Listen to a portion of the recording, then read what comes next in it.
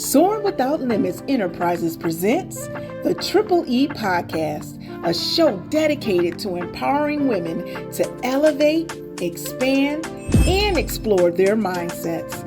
I am your host, Monique Pearson, best-selling author, mindset coach, international speaker, and travelologist. Are you ready to transform your life? Join us monthly for inspiring stories and actionable tips so that you can soar without limits. Well, hello. Welcome to the Triple E Podcast, where we assist you to elevate, expand, and explore your mindset, mentally, physically, as well as spiritually, with our wonderful guests. If you haven't met me yet, I am your host, Monique Pearson, and I am super excited to have our next episode. We have had this guest on before, but for some of you, this may be your first time meeting her. So let me go ahead and introduce her, and then I'm going to bring her to the stage. So I would like you all to meet Dr. Joanne Frederick. She is a contestant for Miss Corporate America, and she also has some new exciting news about another contest, but I'm going to allow her to speak to that. So Dr. J is affectionately known as Dr. Day. She's a trailblazing mental health advocate, an educator, and a philanthropist. As the CEO and lead consultant at JFL and Associate Counseling Services, she is committed to empowering individuals and couples to thrive in their personal relationships. She's a licensed therapist that serves the DMV area.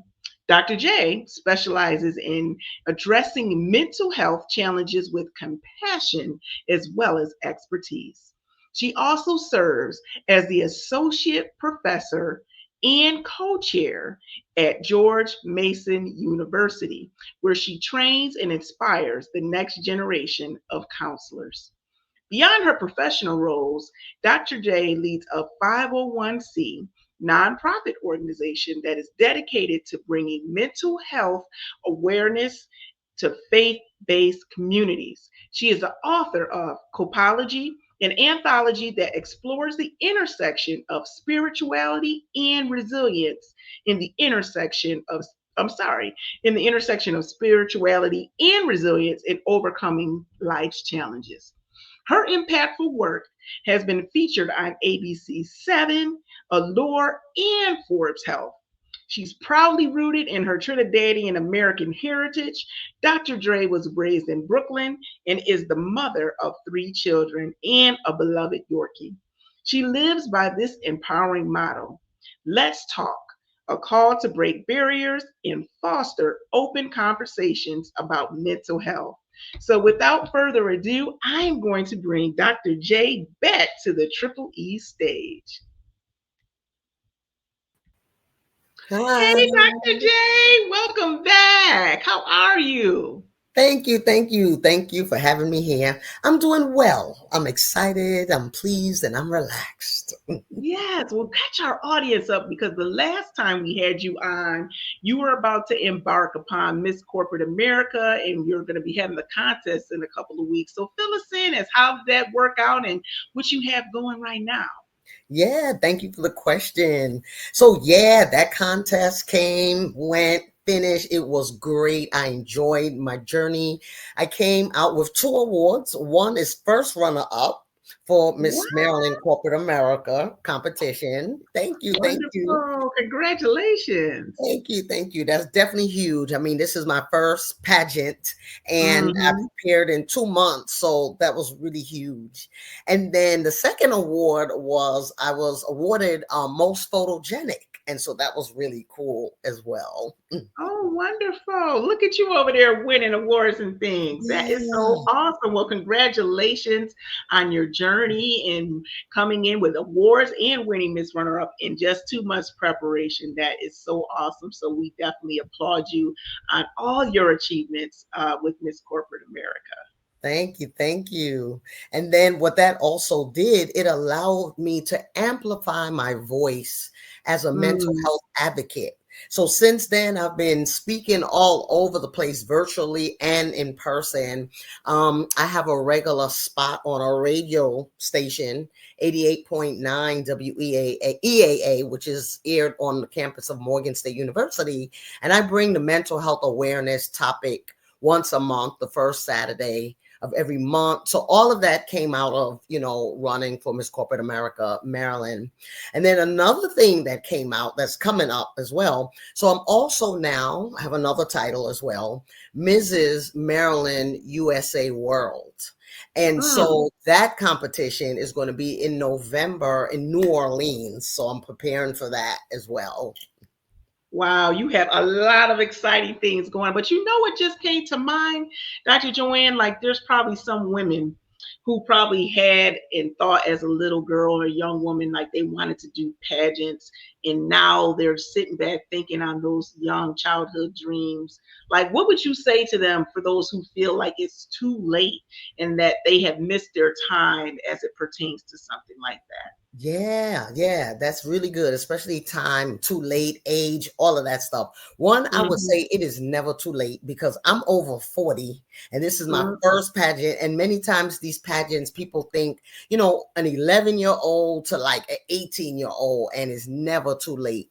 But the other thing that I will tell women, at least for me, it has been a motivator for self-care as well. And so Mm. the self-care is working out, watching what I put in my body, watching who I'm around and how I treat my body, watching how I sleep, how much water I intake. So the journey has been a really personal growth, self-care, but then Hmm. also building on confidence, building, increasing confidence, building or helping me increase branding and marketing myself, my business, the mental health industry.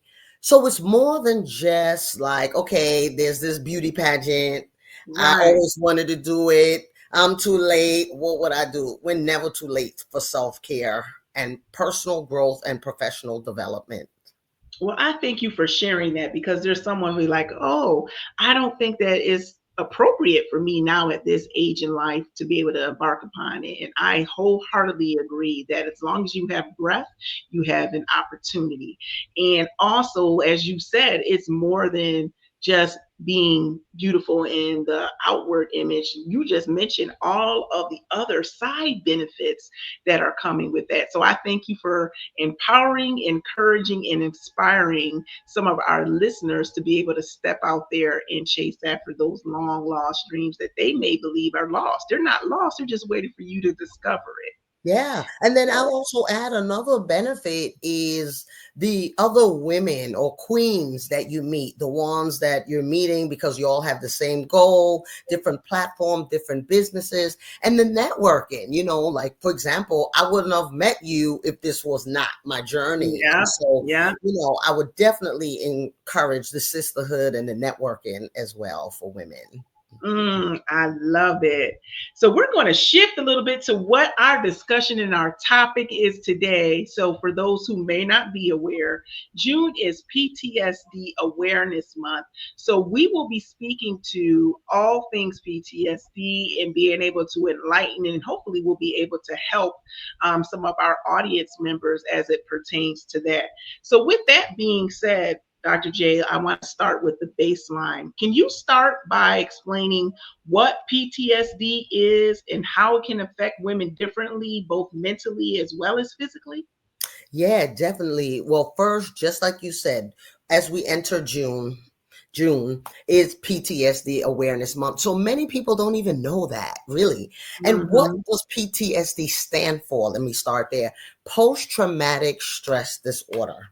And what usually happens is if we're exposed to some type of trauma, something Mm-hmm. that we saw, something that we witnessed, something that happened to us, and it could be in childhood, it could be an accident, an injury, it could be, through something violent as well. So most people, when they think about PTSD, they think about war and military veterans, Mm-hmm. but it's also more than that as well.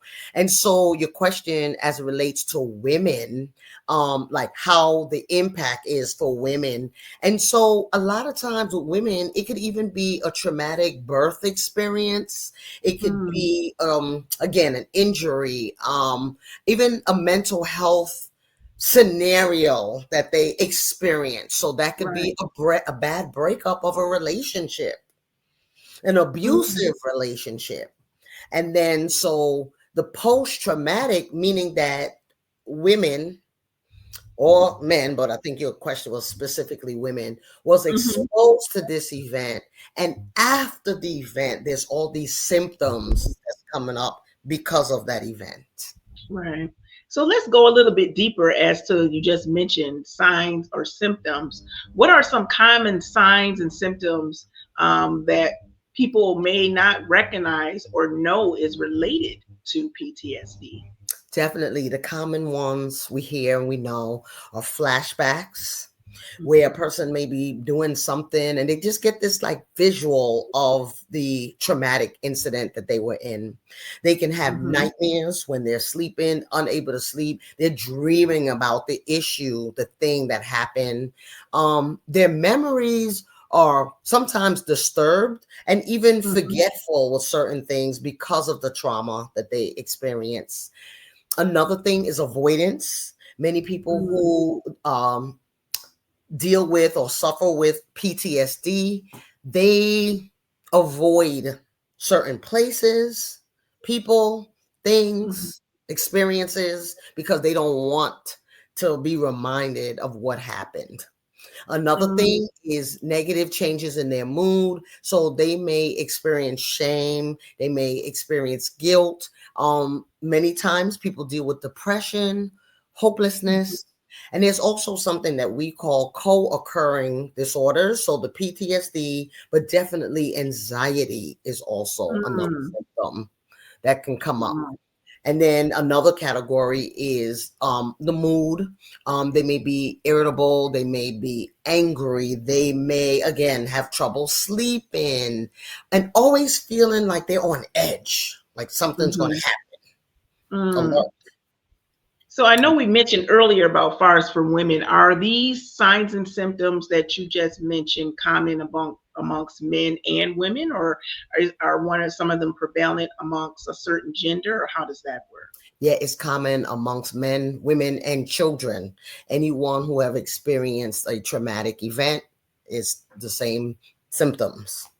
Oh wow, I didn't even think about that fars for children. Is there like a certain age where you would be or qualify for PTSD, or does that not matter, long as it meets those qualifications that you spoke to Oh earlier? yeah, definitely. So, in the counseling field, the mental health field, we use something called the DSM-5 TR, a book that helps us diagnose. And some of the diagnoses, they don't recommend it happening like before 5 years old. But Mm-hmm.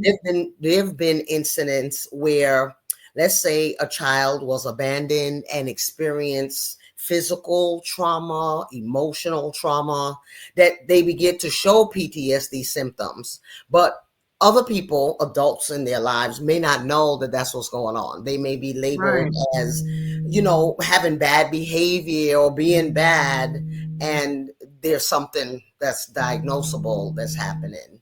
That's a good point because many might brush it off or ADHD, something of that nature. So I'm glad that you ADHD, mentioned children, that you can't exclude them as well, because as we all know, children do have traumatic incidents that may occur with them at such a young age.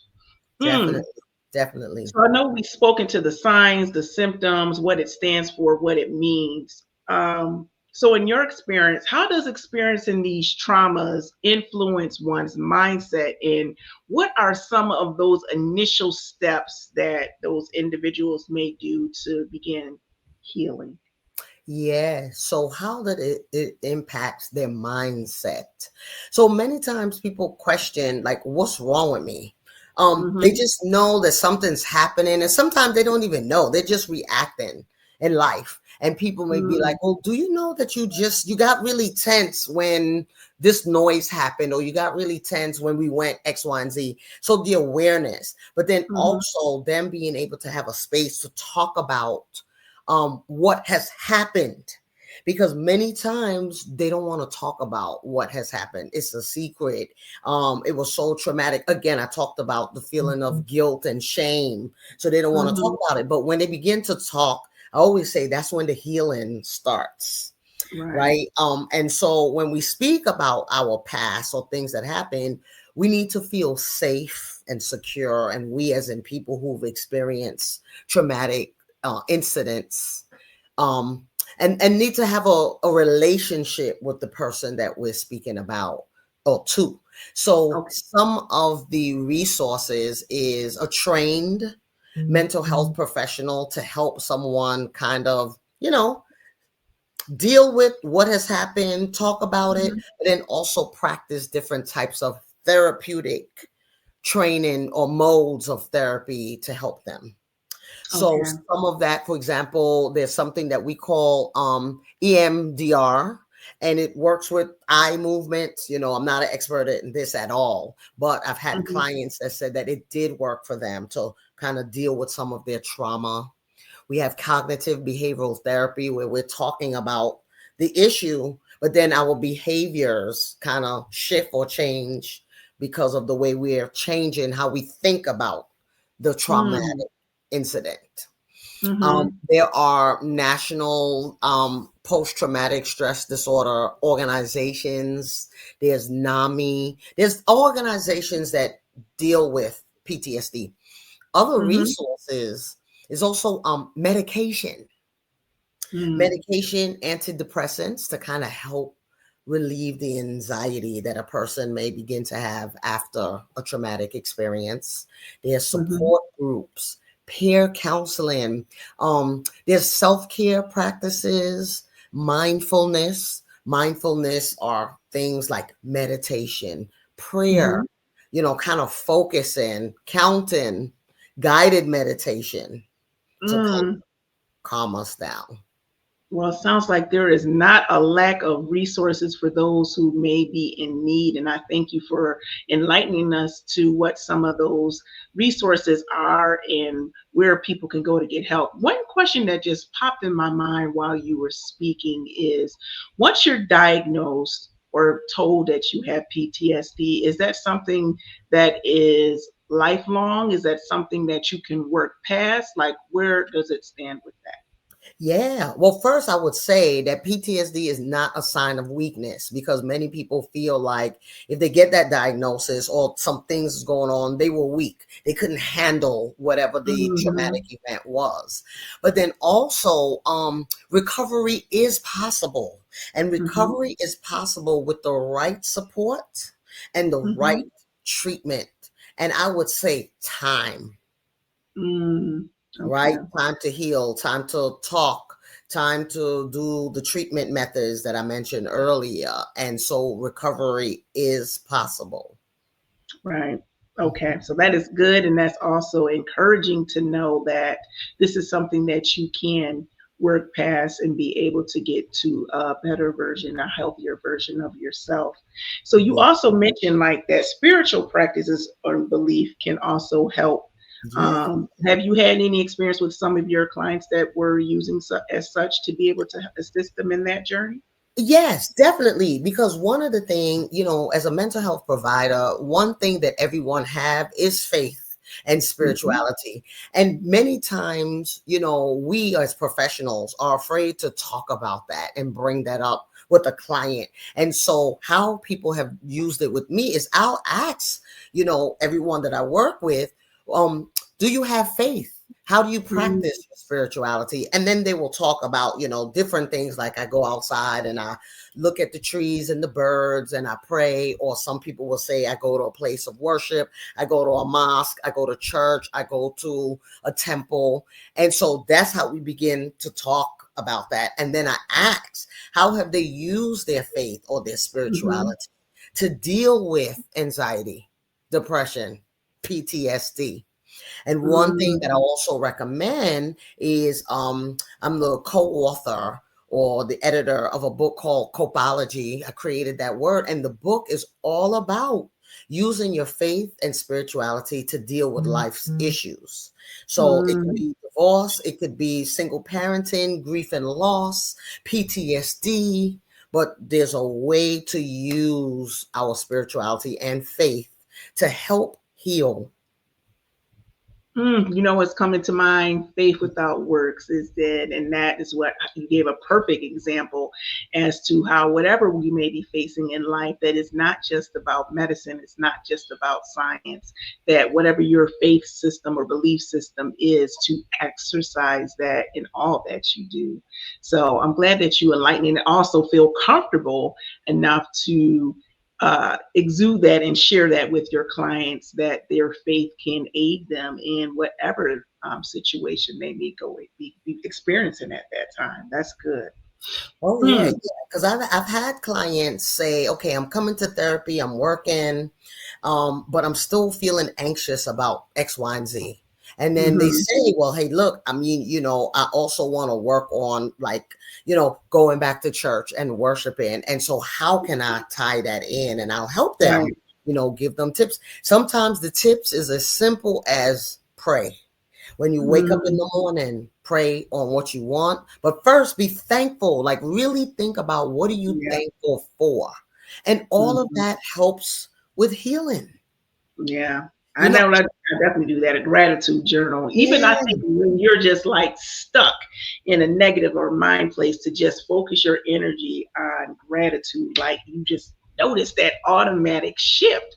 So I definitely agree with that because I've applied it myself and I know that it yeah, works. definitely. And I want to give a personal family example. So many, many years ago, my grandmother was diagnosed with cancer, uterus cancer, and they hmm gave her 3 months to live.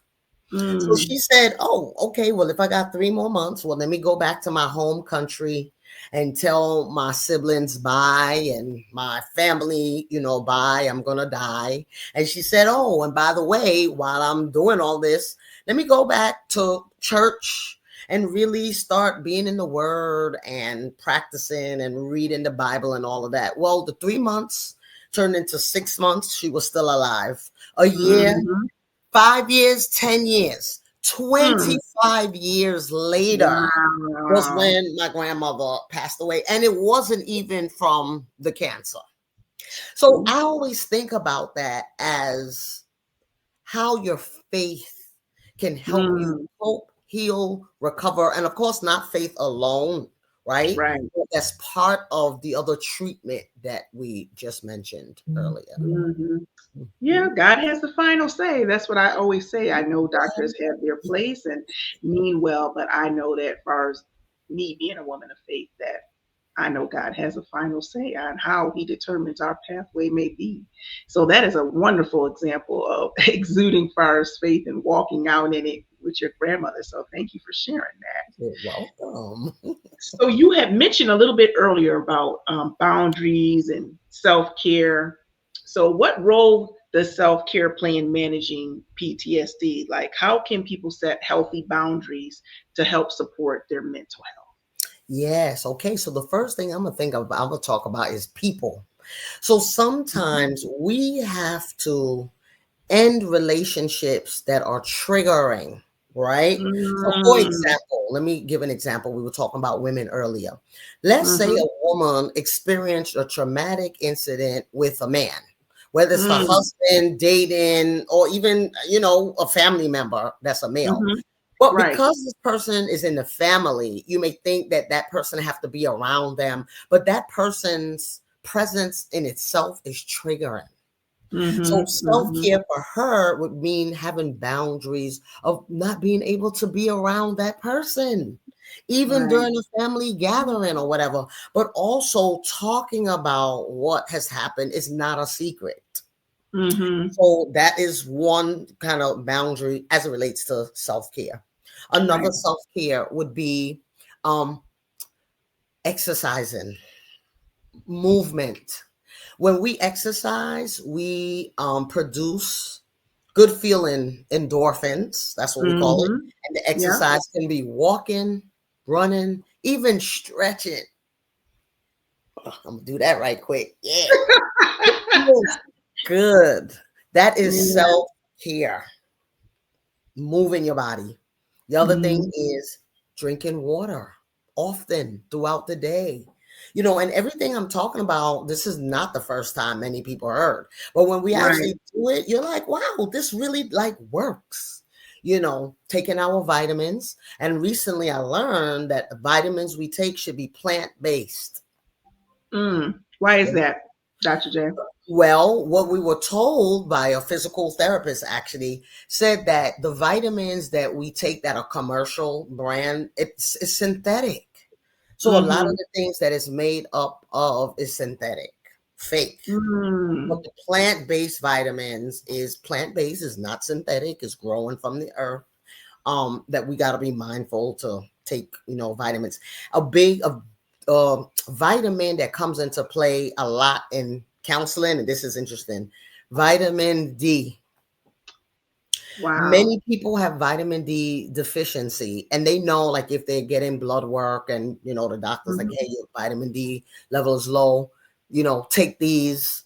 But we Right. see it in therapy many times when people are feeling depressed and anxious because of PTSD or any other, mental health um, illness, they are vitamin D deficient. I've seen that, and we kind of recommend. So one of the things we tell people is to get a physical, so we can see if Mm-hmm. anything's going on physically that is having an impact on the mental. And I've Mm. seen clients take vitamin D, and all of a Mm-hmm. sudden, this depression and these concerns are lighter and gone. That's the first time I've heard someone say that direct correlation between Yes, the vitamin D deficiency because we always think, okay, lack of protein, lack of sunshine, lack of whatever, but not that your actual mental state can impact that deficiency. That's the first time I'm hearing that. So that's that very is interesting. 100% correct. I've seen that working with clients.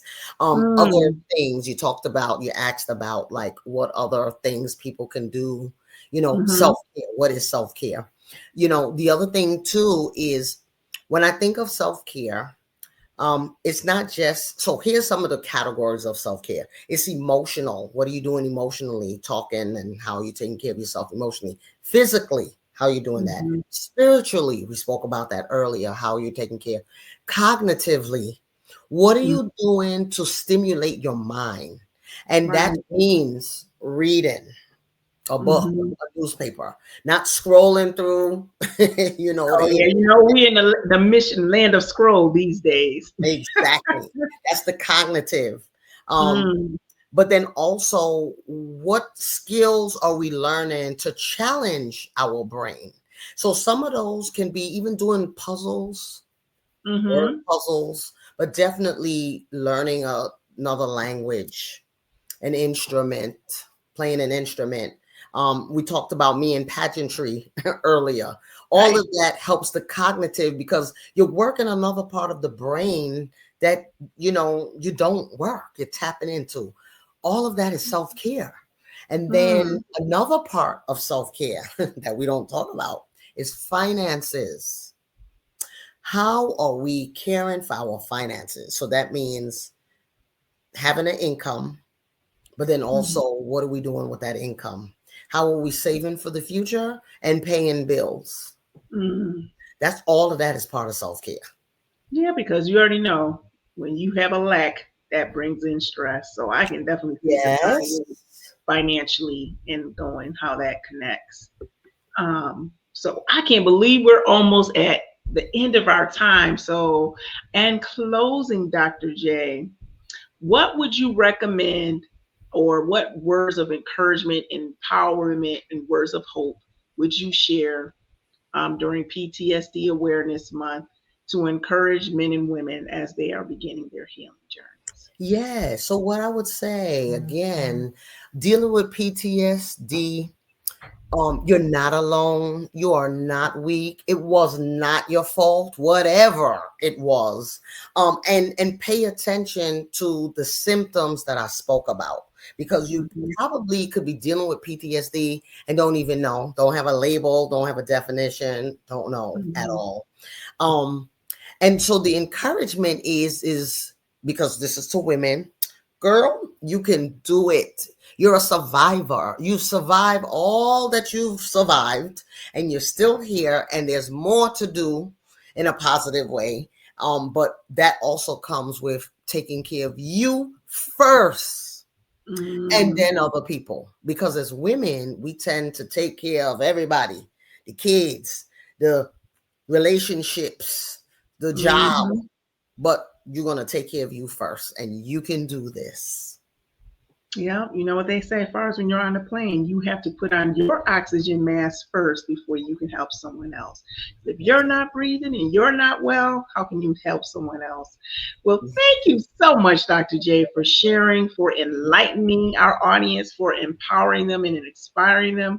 And for those who may want to connect with you, tell us how they can get in touch with Yeah, so one of the ways is by telephone or text, and that number is 301 257 3886. Then we have email. You can email me at Dr. Joanne, that's DRJOANNE, at jflcounseling.org.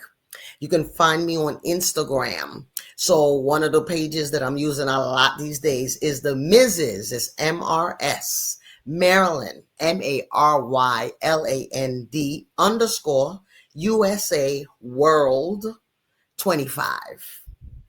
And you'll see a lot of my mental health postings and things that's coming up and all of that good stuff there. we'll be sure to make sure we give y'all the show notes with all that information because I know everybody can't type or write that fast, but we make sure that you can get in touch with Dr. J. So that concludes today's episode. I thank you all for joining us. Make sure you tune in, and those who are shacking up and haven't hit that subscription button, make sure you hit subscribe so that you're aware of the latest and greatest in the next episode for the Triple E podcast, where we help you to elevate, expand, and explore your mindsets mentally, physically, as well as spiritually. We'll see you next time. Yay, thank you.